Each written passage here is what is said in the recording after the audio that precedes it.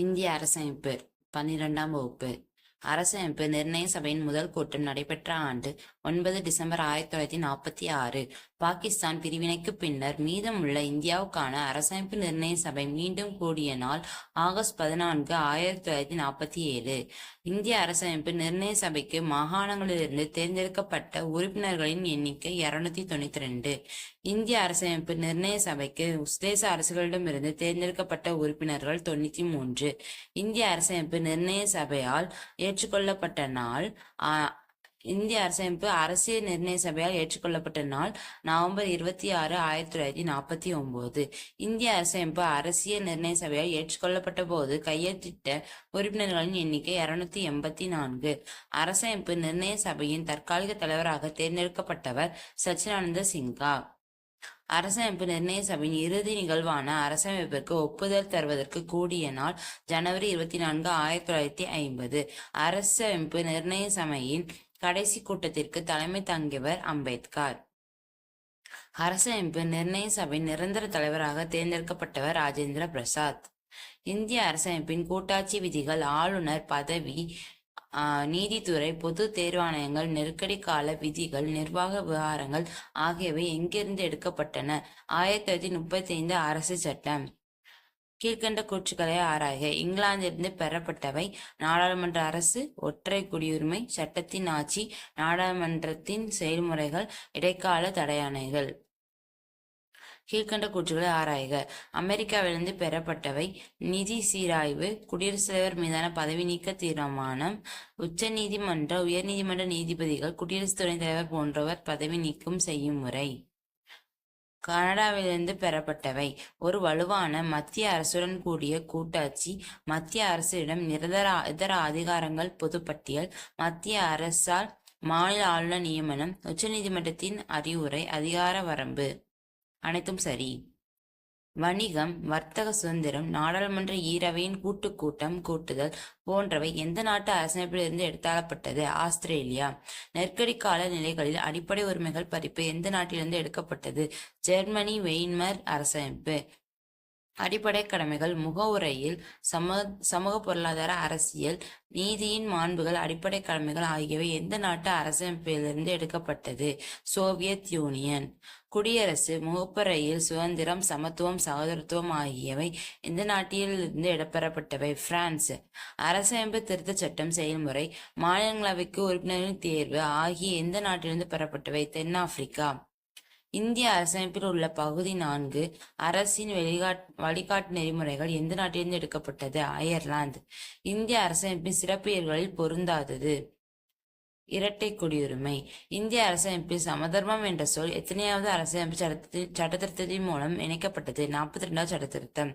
இந்திய அரசமைப்பின் தலைவராக செயல்படுவர் குடியரசுத் தலைவர். நெருக்கடி நிலை காலங்களிலும் நடைமுறையில் இருக்கும் அடிப்படை உரிமைகள். சரத்து 20 மற்றும் 21. 6 முதல் 14 வரையிலான அனைத்து சிறார்களுக்கும் இலவச கட்டாய கல்வி வழங்குவதை அடிப்படை உரிமையாக மாற்றும் சட்டத்திருத்தம் 86வது சட்டத்திருத்தம் 2002. இந்திய அரசமைப்பில் 6 முதல் 14 வயது வரையான அனைவருக்கும் கல்வி உரிமை வழங்கும் சட்டப்பிரிவு. சரத்து 21A. சிறார் இலவச கட்டாய கல்வி சட்டம் இயற்றப்பட்ட ஆண்டு 2009. இந்திய அரசமைப்பில் அடிப்படை கடமைகள் எந்த சட்டத்தில் சேர்க்கப்பட்டுள்ளன? 42வது சட்டத்திருத்தம். இந்திய அரசமைப்பில் அடிப்படை கடமைகள் சேர்க்க பரிந்துரைத்த கமிட்டி ஸ்வரன் சிங் கமிட்டி. இந்திய அரசமைப்பில் அடிப்படை கடமைகள் சேர்க்கப்பட்ட பகுதி மற்றும் சரத்து. பகுதி 4A, உறுப்பு 51A. அடிப்படை உரிமைகளை பாதுகாக்கும் காவலன் உச்ச நீதிமன்றம். இந்திய குடியுரிமை சட்டம் இயற்றப்பட்ட ஆண்டு 1955. இந்திய அரசமைப்பில் அடிப்படை உரிமைகள் பற்றி கூறும் பகுதி 3. அடிப்படை உரிமைகள் எத்தனை வகைப்படும்? 6 வகைப்படும். அடிப்படை உரிமைகள் பொருந்தாதது: சொத்துரிமை. சொத்துரிமை நீக்கப்பட்ட ஆண்டு மற்றும் சட்டத்திருத்தம். 44வது சட்டத்திருத்தம் 1978. இந்திய அரசமைப்பில் சொத்துரிமை தற்போது எந்த பிரிவில் சேர்க்கப்பட்டுள்ளது? 300A. ஒரு நபர் நமது அடிப்படை உரிமைகள் மீறப்பட்டுள்ளதாக கருதுவாரானால் நேரடியாக உச்சநீதிமன்றத்தை நாடும் உரிமையை வழங்கும் உறுப்பு 32. மத்திய அரசிடம் குறைந்த அளவிலான அதிகாரம் மட்டுமே இருக்க வேண்டும். பாரம்பரிய வழக்கமான முறைப்படி கிராம தலைவர்கள், உறுப்பினர்கள் ஆகியோரை கொண்டு கிராமங்கள் தமக்குத்தாமே ஆட்சி செய்து கொள்ள வேண்டும் என்று விரும்பியவர் காந்தி. கிராமம் என்பது வகுப்புவாதம், ஜாதி அமைப்பு போன்ற கொடுமையான யதார்த்தத்தை கொண்டுள்ளன. இதனால் சிறுபான்மையினர் புறக்கணிக்கப்படும் நிலை உருவாகும் என்று கருதியவர் அம்பேத்கர். இந்தியாவில் வாழும் கடைக்கோடி ஏழை கூட இது தனது நாடு என்று உணரும் நிலையை உருவாக்கி அதில் அவரது குரல் வலுவாக உயரும் வகையில் வலிமையான இந்தியாவை உருவாக்க நான் பாடுபடுவேன் என்று கூறியவர் காந்தி. மக்களுக்கு எந்த அளவுக்கு அதிகாரம் இருக்கிறதோ அந்த அளவிற்கு இது மக்களுக்கு சிறந்த பயன் அளிக்கும் என்று பஞ்சாயத் ராஜ் முறையை பற்றி கூறியவர் காந்தி. கிராம சுயராஜ்யம் என்ற எனது கருத்து அருகாமையில் வாழ்வோரின் முக்கிய விருப்பங்களான சுதந்திரம் மற்ற இதர சார்பு தேவைப்படுவதால் சார்பு தன்மையும் கொண்ட முழுமையான குடியரசு கொண்டதாகும் என்றவர் காந்தி.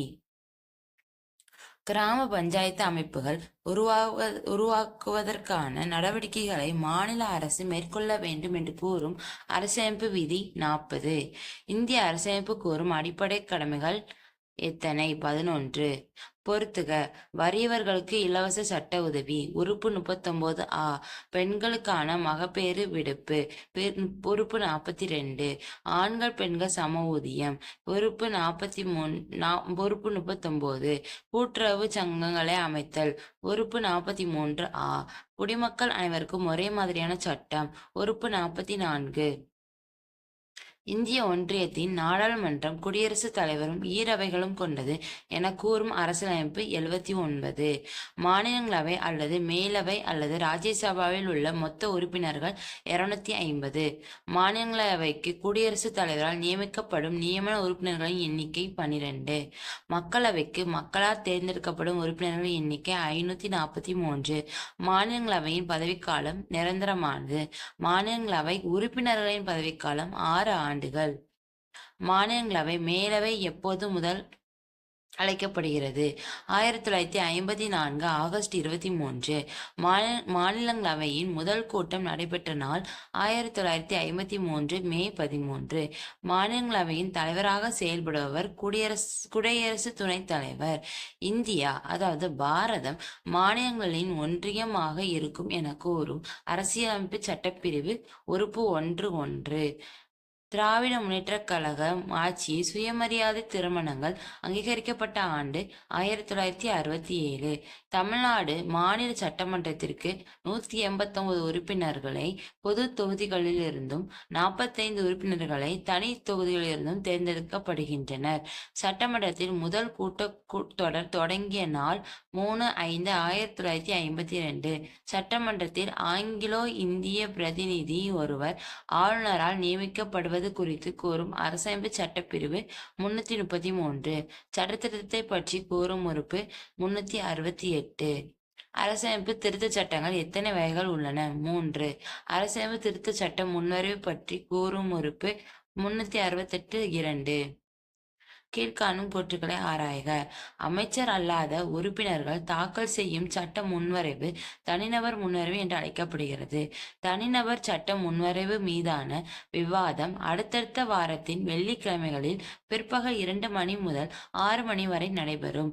இந்த சட்ட முன்வரைவு கொண்டுவர 1 மாதத்திற்கு முன்பாகவே முன் அறிவிப்பு தர வேண்டும். இது 14 தனிநபர் சட்ட முன்வரைவு மட்டுமே நிறைவேற்றப்பட்டுள்ளன. கடைசியாக தனிநபர் சட்ட முன்வரைவு நிறைவேற்றப்பட்ட ஆண்டு 1970. அனைத்தும் சரி. 3ஆம் பாலின நபர்கள் உரிமைகள் தனிநபர் சட்ட முன்வரைவு 2014 அறிமுகம் செய்து 2015 ஏப்ரல் 24 அன்று மேலவையில் நிறைவேறிய மசோதாவை அறிமுகம் செய்தவர் திருச்சி சிவா. ஜம்மு காஷ்மீர் பகுதிக்கு சிறப்பு தன்னாட்சி தகுதி வழங்குவது பற்றி கூறும் அரசமைப்பு பிரிவு உறுப்பு 370. கீழ்கண்ட கூற்றுக்களை ஆராய்க. ஜம்மு காஷ்மீர் மாநிலம் மற்றும் அந்த மாநிலத்துக்கே ஆன அரசமைப்பு மூலம் ஆளப்படுகிறது. இதற்கான தனி குடியுரிமை சட்டம், சொத்துரிமை சட்டம், அடிப்படை உரிமைகள் ஆகியன வழங்கப்பட்டுள்ளன. ஜம்மு காஷ்மீர் மாநிலத்தில் இந்திய உச்சநீதிமன்றம் தலையிட முடியாது. மூவர்ண தேசிய கொடி மற்றும் இதர சின்னங்கள் அவமதிப்பு காஷ்மீர் மாநிலத்தில் குற்றமாக கருதப்படுது படாது. காஷ்மீர் மாநில சட்டமன்றத்தின் ஆயுட்காலம் 6 ஆண்டுகள் ஆகும். ஜம்மு காஷ்மீர் மாநில மக்கள் இரட்டை குடியுரிமை அனுபவிக்கிறார்கள். அம்மாநில மக்கள் இதர மாநில மக்களுடன் மன உறவு கொள்ளும் போது அவர்களது ஜம்மு காஷ்மீர் குடியுரிமை ரத்து ஆகிறது.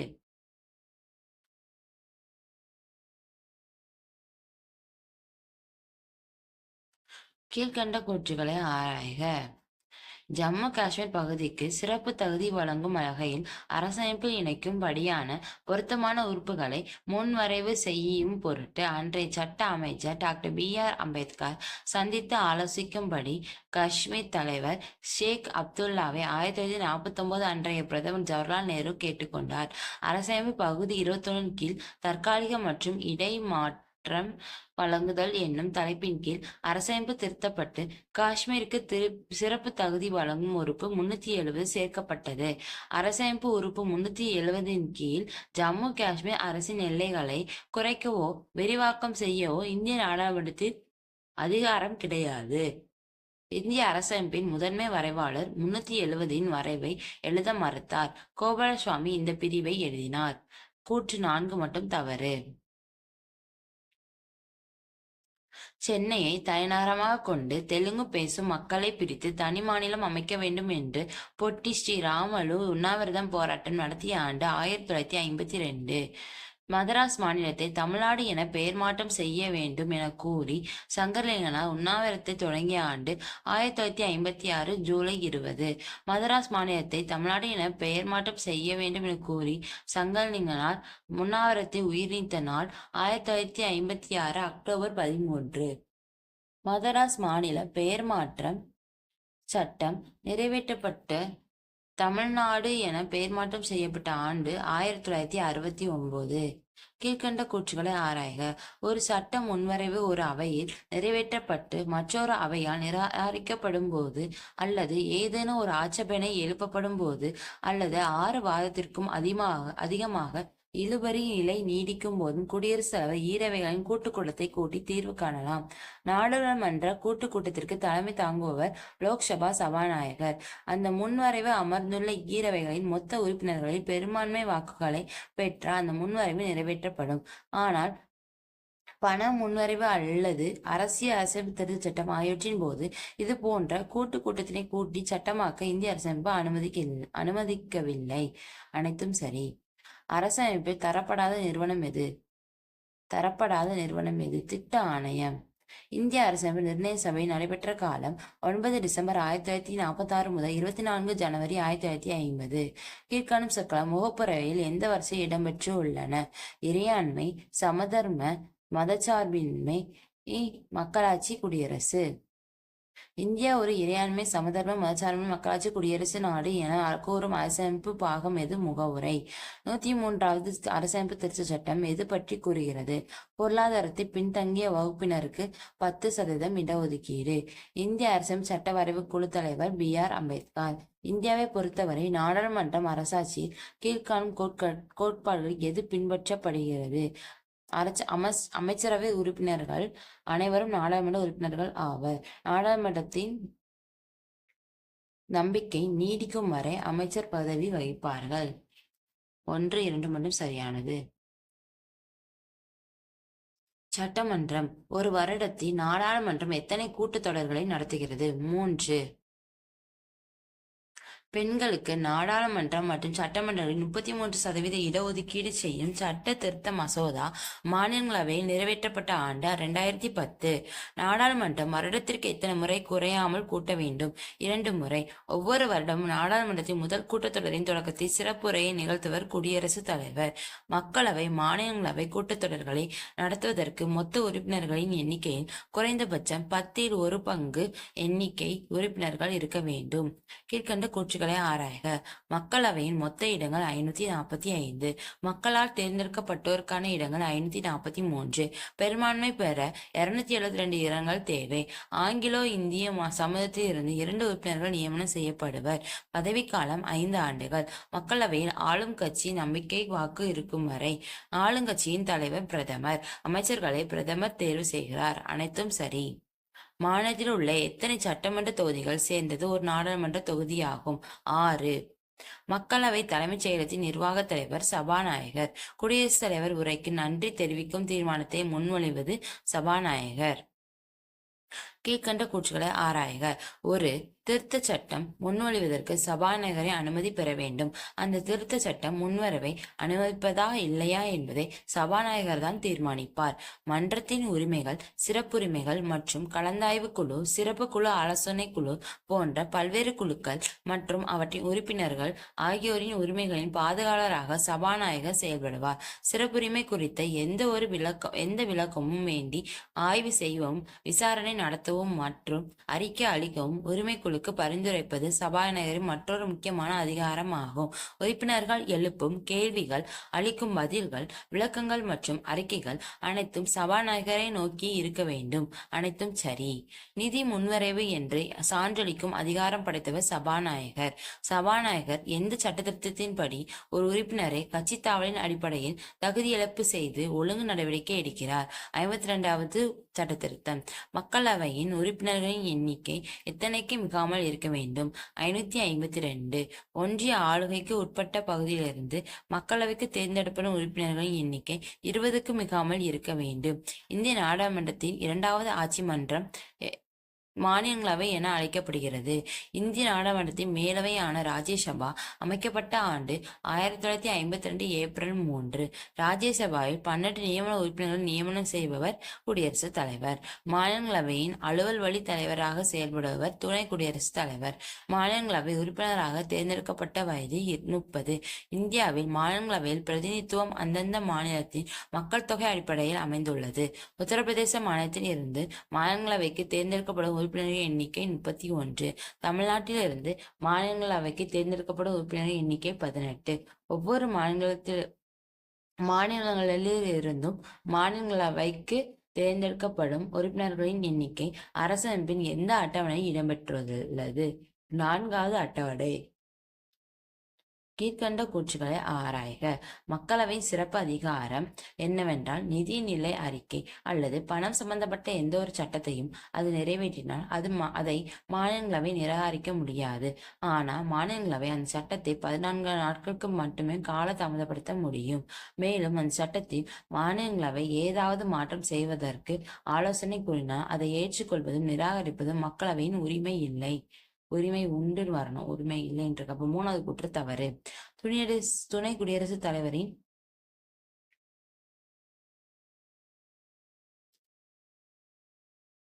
கீழ்கண்ட கூற்றுகளை ஆராய்க. குடியரசுத் தலைவர் 3 விதமான அவசர நிலை பிரகடனங்களுக்கு ஒப்புதல் வழங்குகிறார். இந்திய அரசமைப்பின்படி பிரதமர் மற்றும் அமைச்சர்கள் 2 அவைகளில் ஏதேனும் ஒன்று உறுப்பினராக இருக்க வேண்டும். அவர்கள் எந்த அவையிலிருந்து தேர்ந்தெடுக்கப்பட்டிருந்தாலும் அவர்கள் மக்களவைக்கு மட்டுமே பொறுப்பானவர்கள் ஆவார். துணை குடியரசுத் தலைவர் பதவி நீக்கத்திற்கு மாநிலங்களவைக்கு சிறப்பு பெரும்பான்மையும் மக்களவையில் சாதாரண பெரும்பான்மையுடன் நிறைவேற்றப்பட வேண்டும். அனைத்தும் சரி. கீழ்கண்ட கூற்றுகளை ஆராய்க. நிதி முன்வரைவானது, இதுல எல்லா கூற்றுமே தவறு. ஏன்னா நிதி முன்வரைவானது மக்களவையில் மட்டுமே அறிமுகப்படுத்த முடியும், மாநிலங்களவையில் அல்ல அப்படின்னு வரணும். ஆனா முதல் கூற்று தப்பு. 2வது கூற்று மாநிலங்களவை நிதி முன்வரை திருத்தம் செய்யவோ அதை நிராகரிக்கவோ இயலாது. அம்முன்வரைவு 14 நாட்களுக்கு மாநிலங்களவையில் தன் பரிந்துரையினை இங்கெல்லாம் எங்கெல்லாம் மக்களவை இருக்கோ அங்கெல்லாம் மாநிலங்களவை வரணும், எங்கெல்லாம் மாநிலங்களவை இருக்கோ அங்கெல்லாம் மக்களவைன்னு வரணும். அது அப்படின்னாதான் கூற்று சரியாகும். இதெல்லாம் மாத்தி கொடுத்துருக்காங்க. அதனால கூற்று தவறு எல்லா கூற்றும். கீழ்கண்ட கூற்றுகளை ஆராய்க. மாநிலங்களவை நிதிநிலை அறிக்கையை திட்டத்தின் மீது விவாதம் நடத்தலாம், ஆனால் அதற்கான வாக்களிப்பில் பங்கு பெற முடியாது. இது மக்களவைக்கு மட்டுமே உள்ள சிறப்பு உரிமையாகும். அமலில் உள்ள தேசிய அவசர நிலையை நீக்கும் தீர்மானம் மக்களவையில் மட்டுமே அறிமுகப்படுத்தப்பட்டு ஏற்றுக்கொள்ளப்படும். எந்த அமைச்சருக்கு எதிராகவும் நம்பிக்கையில்லா தீர்மானத்தை மாநிலங்களவை மேற்கொள்ள முடியாது. அமைச்சர்கள் குழுவாகவும் தனிப்பட்ட முறையிலும் மக்களவைக்கு பொறுப்பானார்கள். அனைத்தும் சரி. மாநில மற்றும் மத்திய அரசுக்கு பொதுவான அனைத்து இந்திய தேர்வு ஆணையத்தை உருவாக்க நாடாளுமன்றத்துக்கு அதிகாரம் அளிக்கும் நீக்கும் சட்டப்பிரிவு உறுப்பு 312. நாடாளுமன்றத்தின் அலுவல் மொழியாக இந்தியும் ஆங்கிலம் இருக்கும் என்று கூறும் அரசமைப்பு விதி உறுப்பு 120. தனிநபர் முன்னுரிமை அறிமுகப்படுத்த சபாநாயகருக்கோ அல்லது மாநிலங்களவை தலைவருக்கோ எத்தனை நாட்களுக்கு முன்பே தெரிவிக்க வேண்டும்? 1 மாதம். மத்திய, மாநில மற்றும் பொதுப்பட்டியலில் உள்ள அதிகாரங்களை பற்றி கூறும் அரசமைப்பு அட்டவணை 7. மத்திய பட்டியலில் பொருந்தாதது வனம், பொதுப்பட்டியலில் பொருந்தாதது காவல். நிதி முன்வரைவு மாநிலங்களவை எத்தனை நாட்கள் நிறுத்தி வைக்க முடியும்? 14 நாட்கள். சாதாரண சட்ட முன்வரைவு மாநிலங்களவை எத்தனை நாட்கள் நிறுத்தி வைக்க முடியும்? 6 மாதம். குடியரசுத் தலைவர், மாநில ஆளுநர், சபாநாயகர், நீதிபதிகள் போன்றோருக்கு ஊதிய படிகள், சிறப்பு சலுகை நிர்ணயிக்கும் அரசமைப்பு அட்டவணை 2. நாடாளுமன்றத்தின் தனிப்பொருண்மை நிறைவேற்றப்படும் சட்டத்திட்டத்தில் பொருந்தாதது அடிப்படை உரிமைகள் திருத்தம் செய்வது. இந்திய அரசமைப்பை மாநிலங்கள் பற்றி குறிப்பிடும் பகுதி 6. இந்திய அரசமைப்பு மாநிலங்கள் பற்றி குறிப்பிடும் சரத்துக்கள் 152 முதல் 237. மாநில நிர்வாகத்தின் அரசமைப்பு தலைவராக விளங்குவர் ஆளுநர். ஆளுநராக தேர்ந்தெடுக்கப்படுவதற்கு தகுதியான வயது 35. ஆளுநர் மாநில சட்டமன்ற மேலவையின் மொத்த உறுப்பினர் எண்ணிக்கையில் 1/6 உறுப்பினர்களை நியமிக்க முடியும். மாநில உயர்நீதிமன்றத்தின் நீதிபதிகளை நியமிக்க அதிகாரம் கொண்டவர் குடியரசுத் தலைவர். மாநில நெருக்கடி நிலைகள் பற்றி கூறும் அரசமைப்பு விதி 356. ஈரவைகளிலும் உறுப்பினர் அல்லாத ஒருவரை ஆளுநர் முதலமைச்சராக நியமிக்கும் பட்சத்தில் அவர் பதவியில் அமர்த்தப்பட்ட தினத்திலிருந்து எத்தனை மாத காலத்திற்குள் ஏதாவது ஒரு தொகுதியில் உறுப்பினராக தேர்ந்தெடுக்கப்பட வேண்டும்? 6 மாதம். கீழ்கண்ட கூற்றுகளை ஆராய்க. நாடாளுமன்ற குழுக்களை 2 வகைகளாக பிரிக்கலாம். நிலைக்குழுக்கள் மற்றும் தற்காலிக குழுக்கள். நிலைக்குழுக்கள் நிரந்தரமானவை, தொடர்ந்து பணியில் இருக்கும். ஒவ்வொரு ஆண்டும் நிலைக்குழுக்கள் புதிதாக உருவாக்கப்படும். தற்காலிக குழுக்கள் நிரந்தரமானவை அல்ல, ஒரு குறிப்பிட்ட பணிக்காக உருவாக்கப்படும். அப்பணி நிறைவடைந்தவுடன் அவை கலைக்கப்படும். கூற்று அனைத்தும் சரி. நிலைக்குழுக்கள் அவற்றின் பணித்தன்மைக்கேற்ப எத்தனை வகைகளாக பிரிக்கப்பட்டுள்ளன? 6. உச்சநீதிமன்றம் மற்றும் உயர்நீதிமன்றங்களின் இறுதி பணிகளை பதிவு நீக்கம் செய்யும் முறை கண்டன தீர்மானம் என்று அழைக்கப்படுகிறது. மாநிலங்களவை மாநிலங்கள் உரிமைகள் மற்றும் நலன்களை பாதுகாக்கும் நிறுவனம் ஆகும். ஆளுநரின் நிர்வாக அதிகாரத்தில் பொருந்தாது உச்சநீதிமன்ற தலைமை நீதிபதியை நியமிப்பது.